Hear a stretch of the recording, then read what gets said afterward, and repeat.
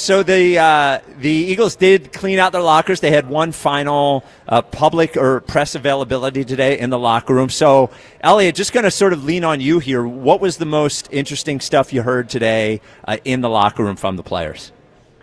So it was definitely what Jalen Hurts had to say, which I'm sure we'll talk about at length. Jalen was asked about Kevin Patullo. He was asked about A.J. Brown, whether he wants either of them back. And I would say for Patullo, he was basically like, I'll leave that up to Howie, Nick, and he said Mr. Lurie. So kind of sidestepped that one. And then for AJ, I do think it was noteworthy that he said, him and AJ have talked. They're in a great place. And kind of, I think, made a joke saying he'll let AJ talk to us about that, which is funny because AJ hasn't talked in like 6 weeks and also did his talk today. So I think he was a little bit in on the joke there. But I think outside of that, like, a lot of the players said the same exact thing. On defense, it was, we're happy with how the year went, but obviously we know we can always get better.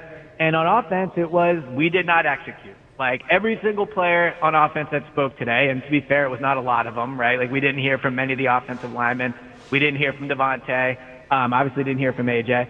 But the ones that did talk, said, we had to execute better. And that was a common theme not only today but in the locker room last night, was straight up saying it's not the scheme, it's not Patullo, it's us. Now, I know no one will believe them, but that is what they said.